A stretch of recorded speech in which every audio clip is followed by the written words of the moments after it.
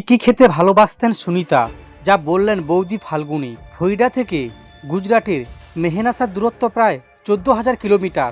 সুনিতা উইলিয়ামকে নিয়ে dragon capsule ফ্লোরিডার সমুদ্রে নিরাপদে অবতরণ করল। উৎসবে মেতে উঠল তার পৈতৃক গ্রাম ঝুলাসান।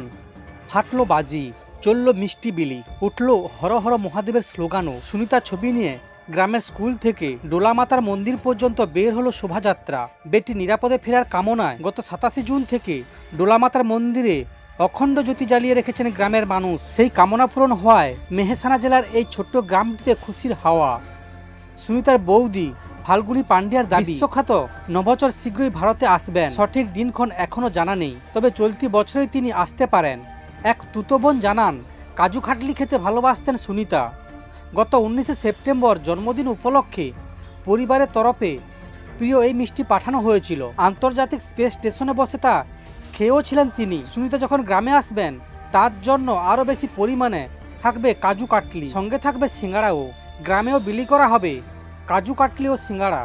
খুশির এই দিনেই সুনিতার বৌদি ফাল্গুনী বলেন, আমি কুম্ভে যাওয়ার আগে তার সঙ্গে কথা বলেছিলাম। মহাকাশ থেকে কুম্ভকে দেখা যায় কিনা তা জানতে চেয়েছিলাম। তিনি আমাকে মহাকাশ থেকে তোলা কুম্ভের একটি ছবি পাঠান। দীপক পান্ডিয়ার জন্ম মেহনাসা জেলার এই ঝুলাসান গ্রামেই। এখনও পর্যন্ত মোট 3 বার ভারতে এসেছেন সুনিতা। 2008 সালে পদ্মভূষণ সম্মানে ভূষিত করা হয় নাসার এই নভোচরকে।